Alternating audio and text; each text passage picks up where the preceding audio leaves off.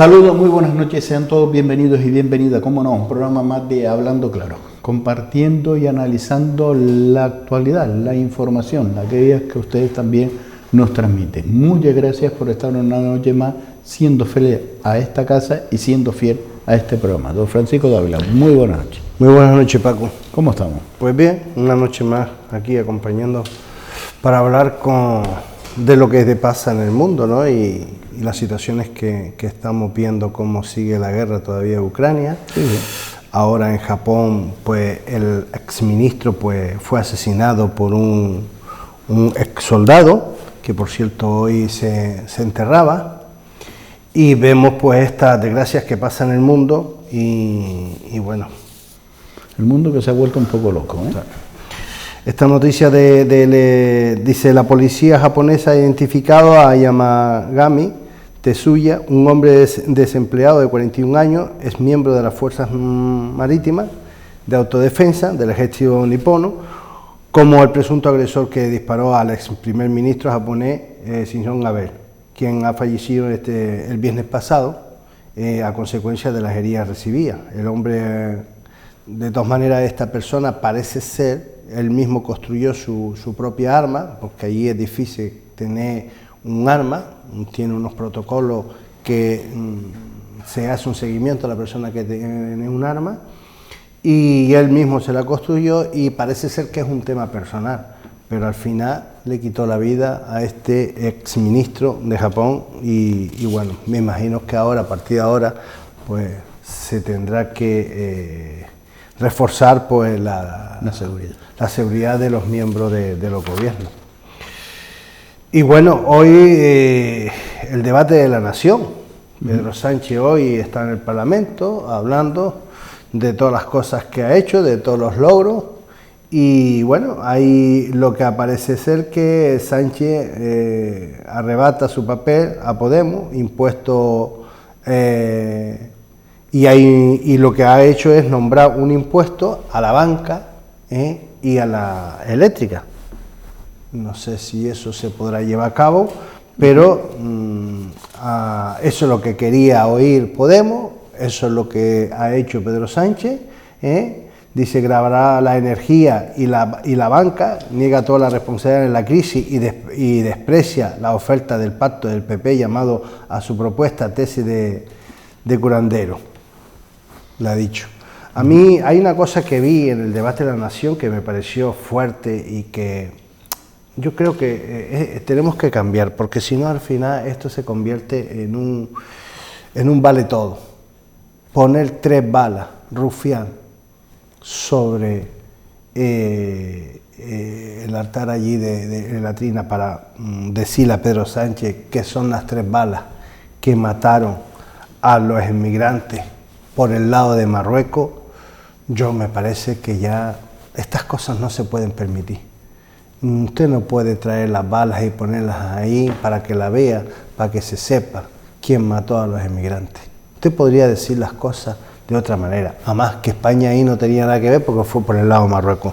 Es verdad que Pedro Sánchez se indignó y le contestó, pero estamos llegando a veces a unas cosas que no entendemos. Hombre, pero ese es el show que promocionó y avivó don Pedro Sánchez con el señor Rufián cuando cargaba contra el señor Rajoy. Efectivamente, y ese es el problema de cuando no se le pone límite, por lo menos decir hasta aquí hemos podido llegar, mañana te viene con otra historia, porque el señor Rufián lo único que hace es estos espectáculos para poder ser protagonista, y no sé, alguien que no reconoce una nación como es la española, diciendo que no es español y todo su parafernalia. Yo he visto un poquito por arriba y me quedo un poco sorprendido de lo que sucede, porque yo creo que tienen que cambiar la forma, los tonos y tal. Y he visto mucho teatro, ¿no? Porque al fin y al cabo se ve mucho teatro. El señor Rufián nunca va a traer medidas para crear empleo, lo que está sufriendo las personas para el bienestar social. Estamos sufriendo con un tema de una crisis energética bastante grande en la época que ellos decían que tenía que resolver Rajoy la crisis energética que había. Ahora pues se ha disparado y vemos lo que está pasando, y vemos y que... ahora con esta medida que usted me acaba de decir, que el señor Sánchez le va a poner un impuesto a la banca, pues, y un impuesto a las eléctricas, pues ya sabemos los usuarios de la banca y de la eléctrica que nos va a costar todavía más caro los servicios bancarios y nos va a costar todavía más caro los servicios eléctricos. ¿Por qué? Porque esta empresa donde va a repercutir esos impuestos es... Exacto. La banca o la eléctrica no van a perder dinero. Él habla de que esos impuestos sobre los ingresos, digamos, caídos del cielo, estos ingresos extraordinarios, ya le han contestado, no hay ingreso extraordinario. Por lo tanto, ¿usted dónde me va a poner el impuesto? Si usted me pone el impuesto, yo tengo que subir. Ya está. Y ese es el tema. Esa es la y eso, ¿qué se conlleva? Que sufran más, pues todo el mundo. ¿Por qué? Porque el que lo gana bien, vale, se puede aguantar, pero ¿y el que no lo gana y no tiene para pagar? Efectivamente. Esa es una situación bastante complicada.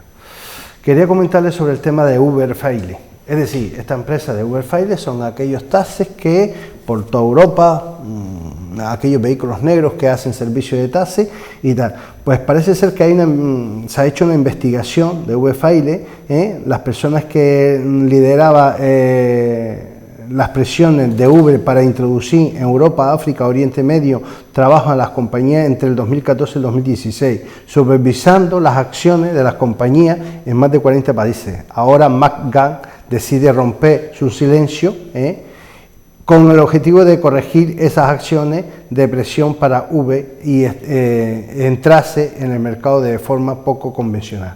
Es decir, aquí había una central en Holanda, en el cual pues llegaba la policía para registrar los ordenadores y desde Estados Unidos se apretaba un botoncito, se bloqueaba todo y no podían ver la información. Había muchos correos en el cual pues decían lo que tenían que hacer con la clase política, como por ejemplo con Macron, que se reunieron y ofrecieron y dijeron y tal. En España también intentaron con Rajoy y tal y cual. Por lo tanto, vemos que gracias a la asociación de periodistas que se ha investigado este tema, más de 124.000 documentación que se filtraron de correo, pues han podido ver las conversaciones y lo que pretende hacer. Por lo tanto, vemos que hay sistemas hay sistemas mafiosos, porque yo le llamo a eso un sistema mafioso, en el cual intenta controlar a la clase política. Sí. Y eso hay que tener cuidado, ¿entiendes? Porque no vale todo. ¿Qué es lo que pasa? Sufrieron mucho los taxistas de Madrid, de otras ciudades, Sevilla, Barcelona y tal. Y habían manifestaciones y tal cual. ¿Qué es lo que hacían ellos? Tratar de que vieran que ellos eran pues unas personas que les gustaba la agresión, que tal. No, si ellos se ven trabajando y para ganar un sueldo ya tenían problemas, para que vengan de una manera un poco a alegar a ver cómo le quitaban su trabajo. Y con esta investigación de la Asociación de Periodistas, lo que hicieron es ver más de 124.000 documentos de correo en el cual pues hacían este tipo. Y de hecho la policía pues intentaron acceder a los ordenadores y no podían conseguir. Por lo tanto, es una investigación muy interesante en el cual se ha llevado a cabo por parte de esta gente. Bueno, la crisis del gobierno. Pedro Sánchez no encuentra candidato para sustituir a Marlaska e Interior. El presidente ha escuchado varias negativas. Al futuro ministro le espera un otoño muy conflictivo en la calle por las protestas derivadas de la crisis económica. Por lo tanto, ya vemos que Pedro Sánchez le quiere buscar un sustituto al señor Marlaska, pues con las situaciones que el señor Marlaska ha... Vemos que en el gobierno pues están habiendo sus movimientos porque es un tema que ha tenido el señor Marlaska con muchos temas. El señor Marlaska ha hecho más agua. Sí. Por eso digo, vemos que una persona que se entendía que era un juez, a mí me ha decepcionado. Que tenía, ¿me entiende?, esa bandera de rocar al terrorismo, que tal, y al final he visto que como ministro el hombre no ha dado la talla. Como juez dio la talla. Efectivamente. Pero incluso siendo objetivo de ETA. Sí. Pero como ministro. No ha dado la talla. Y a veces por eso vemos que hay gente que en su profesión puede ser muy bueno, pero a lo mejor como gestor en el ámbito político, por ejemplo, no vale. Fíjate, oye, dos jueces de una carrera muy buena en lo que han terminado, ¿no? El señor Marlaska y el señor Garzón. Efectivamente. Sí. Y es un tema que a veces creen uno que conocen del tema y que saben solucionar temas y no, al final no... De que toca política... Sí. Bueno, por otro lado dice, la factura pendiente del cobro suma miles de millones de euros. El Tribunal Supremo sentencia que los autónomos no deben abonar el IVA antes de haberlo cobrado. La Sala Tercera del Tribunal Supremo ha dictado la sentencia y dice que los autónomos deberían poder declarar el IVA a Hacienda únicamente cuando hayan cobrado su factura, sin verse obligados a adelantar al fisco cientos o miles de euros. Totalmente de acuerdo. Y yo creo que es aceptada, ¿me entiendes? ¿Por qué? Porque usted está pagando algo que no ha cobrado. Es decir, usted me usa a mí como recaudado de Hacienda. Y yo le tengo que cobrar la factura al cliente sin pagarme a mí ese dinero que es el IVA, pero se lo tengo que pagar a Hacienda antes de que el cliente me lo dé. Es decir, lo tengo que sacar en mi bolsillo. A mí me parece una sentencia bastante justa y yo creo que esto, vamos, es obvio que tenga que ser así. Totalmente. Porque el autónomo no tiene por qué soportar ese dinero hasta que cobre la factura, porque hay facturas que se cobran y facturas que no se cobran. Ahí estamos. Hay facturas que ahí se ha hecho un trabajo además y el cliente no la va a pagar, ni la piensa pagar, por lo cual yo no tengo que pagar algo que no voy a cobrar. Independientemente que usted la pueda llevar a pero se declara solvente y le dice, pues mira, aquí... Sí, pero y aunque lo cobre, pero usted tarda 3 años, 4 años, ¿por qué tengo yo que pagar algo que yo no he cobrado? Es decir, que encima que no me paga, yo le tengo que pagar a él ese impuesto. Claramente, del momento que la cobre, pague usted. Totalmente de acuerdo. La Asociación de Fiscales lleva de nuevo a Dolores Delgado al Supremo por burlar la sentencia sobre el fiscal jefe de menores. Presenta un incidente de ejecución de sentencia al considerar que la fiscal general del Estado ha desoído la exigencia establecida por el Supremo. Esta señora, dentro de la vida judicial, ha tenido una cantidad de escándalos que no lo podemos entender. Desde que tocó política. Desde que empezó de fiscal general del Estado, sabiendo de dónde venía, que venía de ministra, hombre, yo nombraba una fiscal general del Estado, siendo ministra del Partido Socialista, y yo creo que, y con lo que ha dicho Pedro Sánchez, yo creo que, hombre, hay que ser un poquito más coherente con las cosas. Pues ella, la idoneidad de la fiscal general del Estado, predica a Eduardo Esteva para su propuesta de ascenso a la primera categoría de la carrera fiscal y su nombramiento como fiscal de la Sala Coordinadora de Menores. Entonces, pues, la asociación dice, no, hombre, por ahí no se puede. Es tan descarado que quieren meter a los amigos de sus amigos y no se corta un pelo para hacer las cosas de la manera... Para hacer lo que quiere hacer Sánchez. Claro. Tiene que ser así. Y así lo definió el señor Sánchez, no es que lo diga yo. Sí, no. Porque en una entrevista decía quién pone los fiscales, pues ya está. Exacto. Por otro lado, dice, sombras en las concesiones de 6 millones de euros en el contrato público. Detecta licitaciones que contienen el nombre de ganador antes de publicar las condiciones. Esto es de vergüenza. Es decir, ¿cómo va usted a publicarse antes de ganar que le puede tocar a una empresa? Estos sistemas que están habiendo, y yo creo que tenemos que hacer una reflexión porque son muchos casos los que está pasando. Dice, en el pliego de más de una quincena de concursos públicos de diferentes ayuntamientos organizados, de dependientes del Estado ya contenía en los mentados el nombre del adjudicatario antes de publicarse siquiera la licitación. El monto total en estos contratos realizados por la Administración Canaria, Galicia, Cataluña, Andalucía o entidades públicas, entre los que se encuentra la Fundación en Aire, Navantia o la Armada Española, superan los 6.000 millones de euros. En algunos casos, las empresas o particulares ganaron de la licitación, figurados como autores de los documentos que establece la cláusula de los contratos en los que terminándose los restos de participantes. Es que ya se sabía y había nombre y demás. El nombre del adjudicatario figura en los mentados del pliego de concurso, ya figuraba el nombre. Y claro, estamos hablando de 6.000 millones. Es decir, que todos no somos iguales, no pueden participar, porque con este sistema... Ya los trajes están hechos a medida. Efectivamente, la garantía jurídica en este tema pues brilla por su ausencia y por lo tanto aquí hablamos de a dedo. Sí. Y si se le da a dedo es porque alguien va a salir beneficiado. Efectivamente. Y esto es un problema. Si perdemos, ¿me entiendes?, la garantía jurídica en todos los procedimientos, sean concursos, sea otro tipo de procedimientos, la llevamos mal.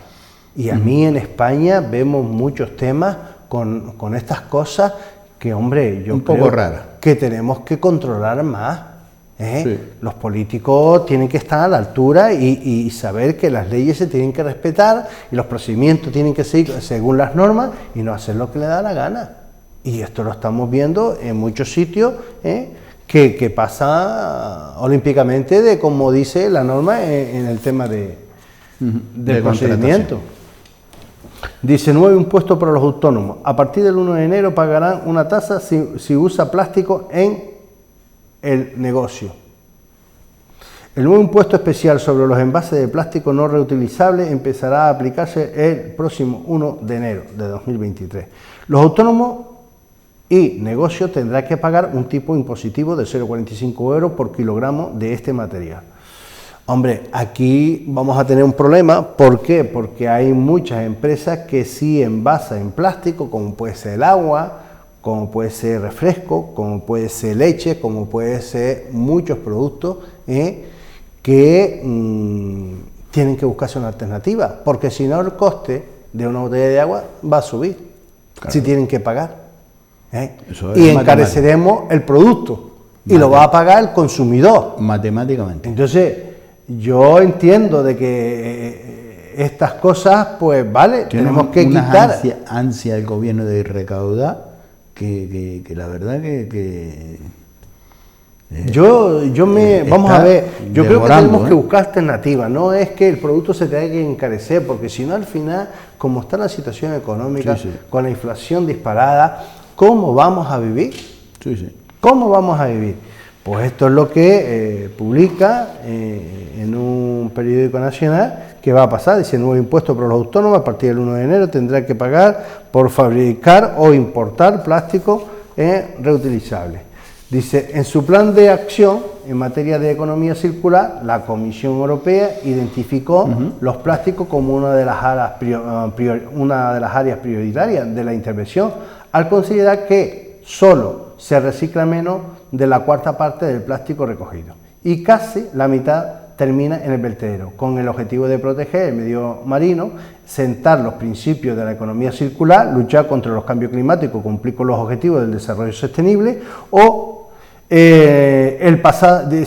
también en el pasado mes de abril entró en vigor la Ley 7/2028 del 8 de abril de residuos y suelos contaminados para una economía circular. Vale, si yo entiendo que la economía circular funcione, pero claro, no vamos a intentar de encarecer el producto porque si no al final el consumidor es el que va a pagar. Vamos a obligar a que se pueda hacer la economía circular, es decir, recoger ese tipo de residuos y se lleve, ¿me entiendes?, a reciclar. Debe incentivar para que haya una recogida. No vamos a aumentar el precio del costo. Agravarla. Pague usted por una botella vacía para que la recoja y la lleve a tal sitio. Como hay países en Europa. Incentive al usuario de que ese dinero pues le repercuta, se le reembolse a aquellos que son personas que reciclan, pues que tengan una recompensa, y aquellos que no reciclan, pues que tengan su... Pues eso es lo que se pretende, ¿me entiendes? Por eso la economía circular es importante, pero que... Pero es que no se lleva a cabo. Que exacto, que no se llevan a cabo y que se ponga objetivos que anime a que la gente participe. Y lo primero que te dice que van a poner un impuesto, lo primero que vienen de esa patria, por el cambio climático, por la situación del mar, todo eso queda bien. La verdad que para venderse de preocupación de Greenpeace. Pero si eso lo sabemos. Pero si eso lo sabemos, que es verdad, que no se puede tirar el plástico al mar. Pero mire, búsqueme soluciones que sean coherentes y que sea factible a que se pueda recuperar eso. La solución es que quieren recaudar y hay que recaudar.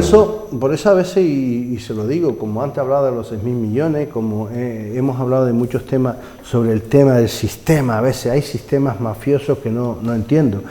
Por ejemplo, aquí aparece otra información, es decir, el multazo de 6 grandes constructoras por confabular en los concursos.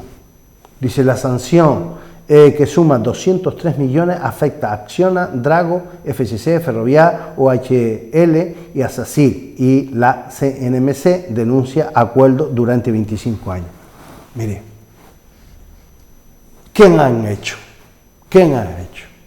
Es decir, si usted le pone una multa de 203 millones de euros, si con ese dinero no es un porcentaje, porque usted ha tenido contrato a lo mejor de que uno solo paga la multa y tiene beneficio.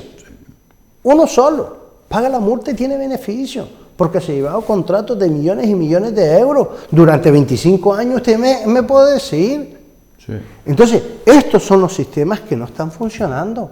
Y claro que se ponen ricos porque se permite en las administraciones que no se controle a 100% como tiene que controlarse todas las cosas, y desgraciadamente luego pasa esto. Ah, no, es que le vamos a poner una multa, ¿vale? ¿Usted cuánto me va a multar? Pues mire, yo la pago y solucionado, pero yo he ganado no sé cuánto.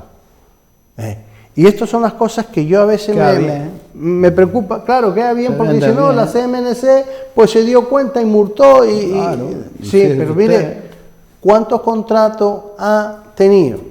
Es lo que digo, que a veces son cosas que uno dice, pero hay sistemas que son con prácticas mafiosas, y esos son temas que tenemos que corregir.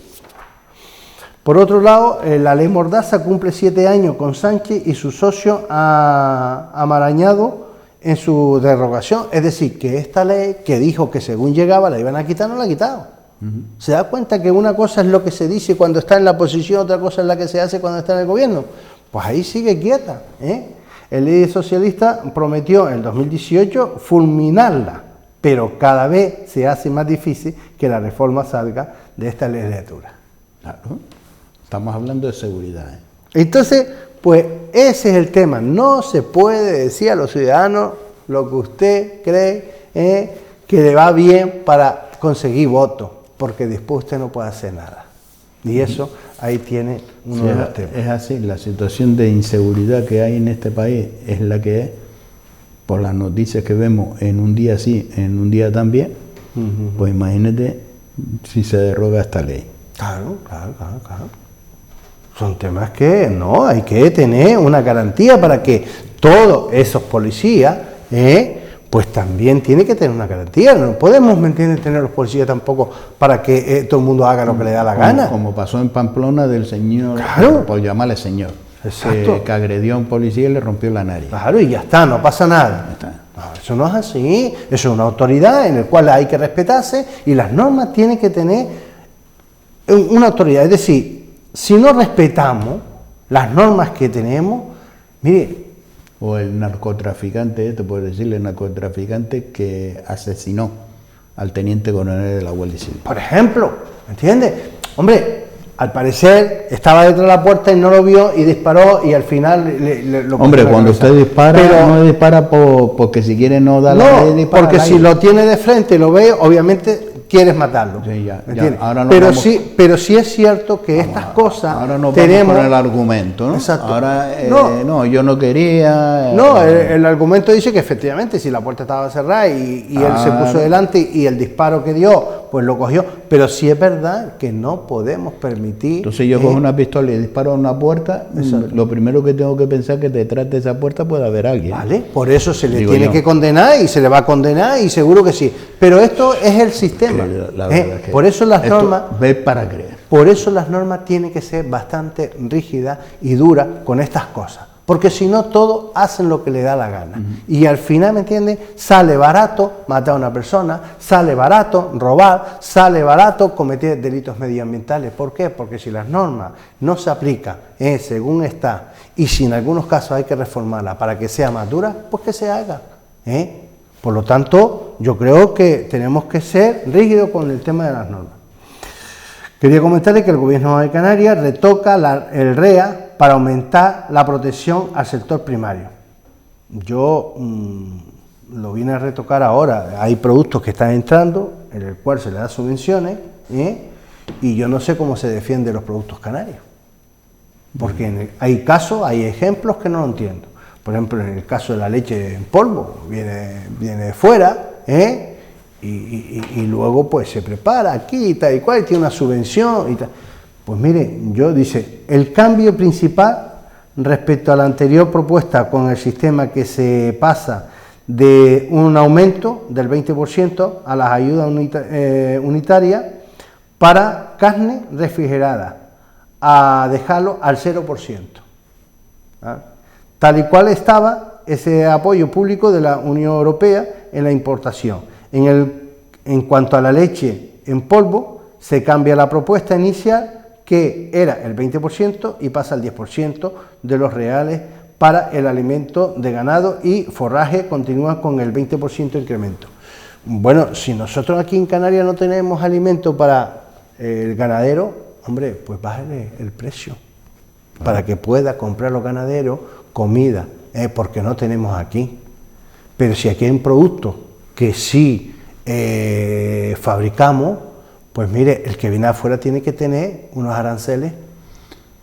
Pero también tiene que ser competitivo, ¿no? Porque claro, si la cesta de la compra, porque como los productos de fuera le cobramos y le agravamos más, la familia cuando llega a fin de mes no se puede comprar un producto encarecido que la cesta de la compra va a ser inviable. Pues hay familias que lo están pasando. Ahora, que ese producto sea competitivo con el que viene de afuera.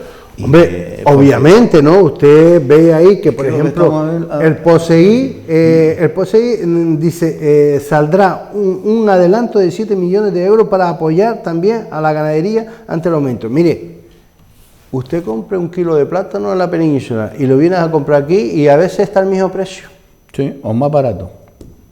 O más barato. Cuando lo tenemos aquí, ¿cómo es posible eso? Que alguien me lo explique. Entonces, por eso tenemos que ver a quién se le dan las subvenciones. Por ejemplo, el agricultor de papa recibe subvención. ¿Vale? Recibe por metro cuadrado una cantidad y recibe por 2,8 kilogramos metro cuadrado. Eso se calcula y creo que está en un metro cuadrado. Usted entre una ayuda y la otra puede llegar a 15 céntimos. ¿Vale? Tiene usted 15 céntimos de margen ya, pero sí es cierto de que cuando salga al mercado tiene que tener un precio que sea asequible al mercado. A ese dinero, porque obviamente lo que usted está diciendo, si de afuera me viene una papa que es igual que aquella y vale mucho más barata, obviamente se va a ir la gente en la situación económica que está a la de afuera. Claro, lo que no. Entonces el agricultor dice, no, es que yo no puedo plantar. Sí, claro que no puede plantar porque los costes de producción suyos son más altos que los de península. Sí, por eso hay que darle una ayuda que pueda compensar que los costes de producción usted pueda vender por debajo del coste de producción. Faciliten para que esos costes de producción sean competitivos, que a su vez repercuten en la cesta de la compra. Claro. ¿Cómo? Yo te doy subvenciones, porque las subvenciones no es que el gobierno tenga una varita mágica y no, es que las subvenciones las pagamos todos los consumidores. porque pagamos los impuestos, lo cual yo estoy de acuerdo que se le dé subvenciones a todos, pero que después repercuta nuevamente en la sociedad. Lo que pasa es que al agricultor le paga a usted una cantidad y cuando va al supermercado ve que es 3 veces más de lo que pagó al agricultor. Sí, por lo y cual, si ahí hay un margen bastante grande, pues el gobierno para eso tiene que intentar de controlar. Vamos a articular herramientas para que eso no suceda. Efectivamente, y eso es lo que se trata, porque si no se consigue tener una regulación, obviamente no va a salir adelante ni el agricultor y además la cesta de la compra va a ser bastante cara. Que ya lo ve.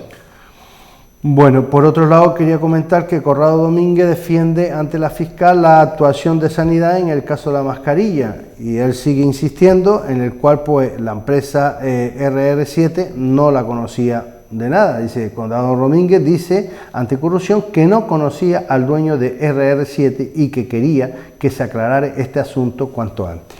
Yo no sé si se le compró y no conocía a la empresa, pues no entiendo cómo se le compra a una empresa que no se conoce, ¿no? Y que se dedica a vehículos, a la venta de vehículos. Si yo asumo un cargo en una empresa en el cual nada más y nada menos que se compra un material por 4 millones y que yo no conozca la empresa, por lo menos no pregunte si se ha hecho algún estudio de garantía y de que llegue ese producto y qué producto es el que no va a suministrar, oye, yo creo que alguna responsabilidad tenemos que tener cuando ostentamos un cargo y se paga el dinero público. Ese es el tema, que es lo que yo sigo y decía antes, que tiene que haber controles para saber a qué empresa se le compra. Hay empresas que tienen que estar de alta en el REA, en el RERA, en el registro de Hacienda, de clasificación de empresa, tener todas las autorizaciones al día. ¿Y qué pasa? Que esto no se está controlando. Porque usted cuando contrata un servicio, usted tiene que pedirle todas las autorizaciones para dicho servicio. Y yo lo que veo es que en las administraciones no se le piden todo, no sé, no quiero pensar, pero vamos a ver, ¿es por el desconocimiento? Pues mire, quite a la persona que estén llevando en contratación este tema y ponga personas que tengan conocimiento de la materia que vayan a contratar, porque tiene que tener conocimiento que cuando se contrata algo tienen que tener todas las autorizaciones para dicho servicio. Y si no, en la ley de contratación lo dice, el contrato sería nulo de pleno derecho. Es una empresa clasificada, se exige la clasificación. Es una empresa que tiene la autorización de esto, pues entonces cuando usted compruebe todo eso, está al día con la Seguridad Social, con Hacienda, pues usted compruebe todo esto, se le contrata, y si no... Es que puede haber un daño a un concurso donde otra empresa cumpla con todo eso, se quede fuera del concurso, y la empresa que incumple es la que se va a otorgar. Ese es uno de los temas que le pasan a muchas empresas. Ese es uno de los temas que le pasan. Por lo cual, ¿por qué en ese concurso en los pliegos hubo una baja? Porque... Claro.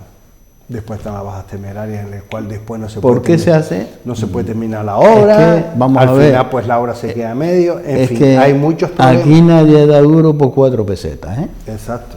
Eso se ha dicho siempre, ¿eh? Y lo dicen nuestros mayores. Y que es así. Y además la ley no puede usted vender un producto por debajo del coste de producción. No está permitido. No. Por eso las bajas temerarias hay que tener mucho cuidado. Quería comentarle de Puerto Rosario, esto es en Fuerteventura, dice la policía investiga la adjudicación de contratos menores en el ayuntamiento.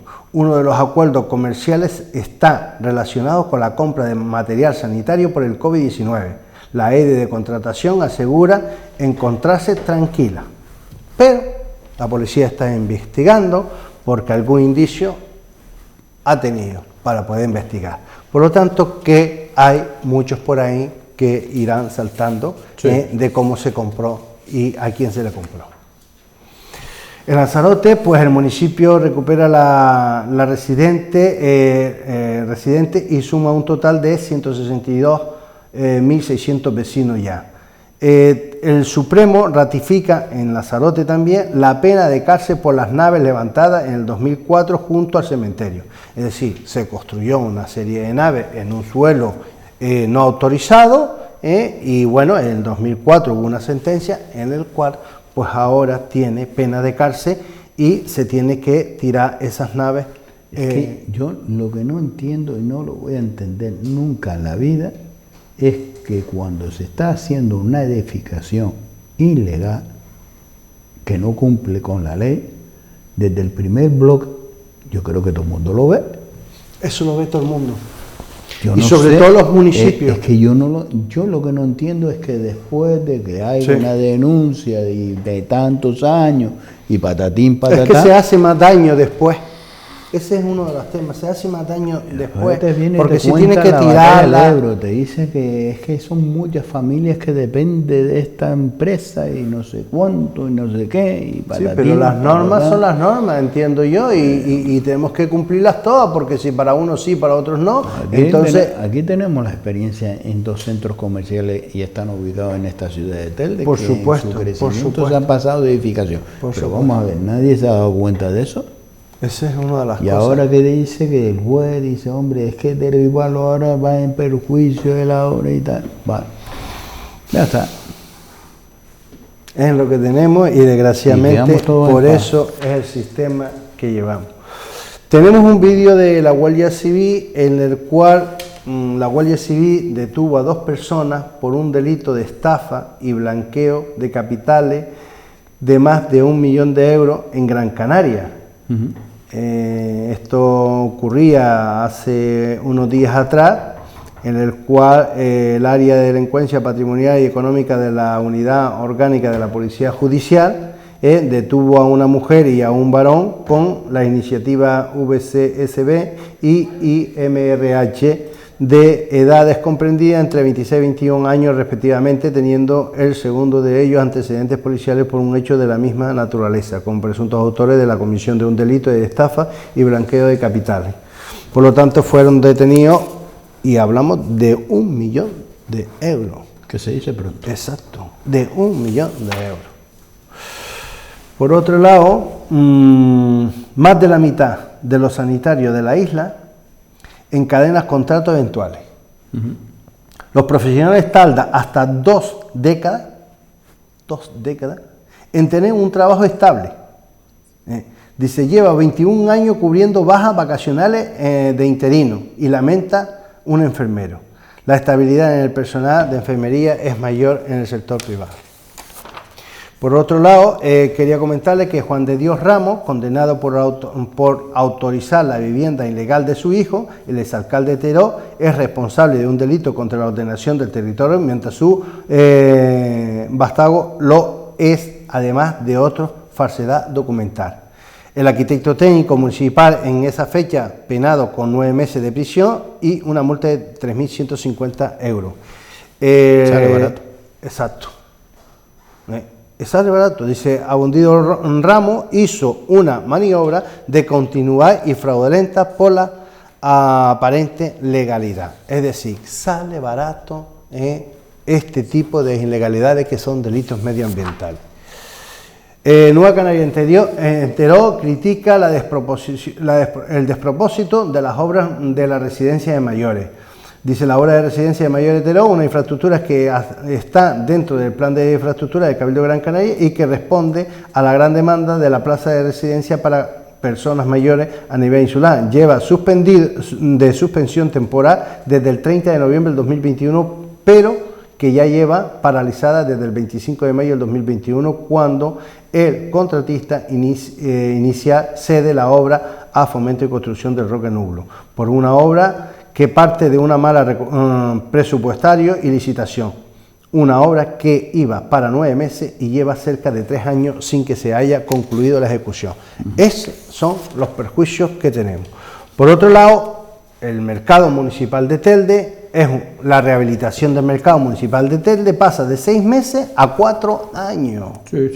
Tras el cierre inesperado de la infraestructura del 2018, el gobierno local anunció que la reforma tendría una duración de medio año, en el cual, pues, esto va 4 años, para que se dé cuenta la forma de trabajar de algunos ayuntamientos. Y a mí me parece fatal de que una cosa que tenía 6 meses que lleve 4 años. Esto es la gestión que llevan a cabo. Esta es la gestión pública. Esta es la ética. Mañana se inaugura una plataforma alimentaria en esta ciudad y si van por el camino de la administración, ¿Qué dice? ni de cosa. Otra de las cosas es la playa de la Garita se abre al baño después de 10 largos días cerrada. Nadie ha dicho nada. ¿Qué ha pasado? No. ¿Por qué no se podían bañar? Porque el agua no estaba en condiciones. ¿Y por qué no estaba en condiciones? No se sabe. No interesa. No se sabe. Porque a lo mejor, ¿me entiendes? Sí se sabe, pero no interesa decirlo. Porque a lo mejor son ellos mismos los que se equivocan. Dice, la nueva interventora libera 130.000 euros para pagar las nóminas de Gestel. Hombre, yo sinceramente no puedo entender que la nueva interventora, ya de un día para otro, a mí me parece atrevido, de que la interventora se marchó el jueves, el viernes se nombra una accidental y ya el mismo viernes se le paga. Es decir, que esta señora que entró el viernes ya se leyó los expedientes, firmó y se le pagó. Algo raro. ¿Y por qué una interventora? Porque le están echando la culpa a la interventora.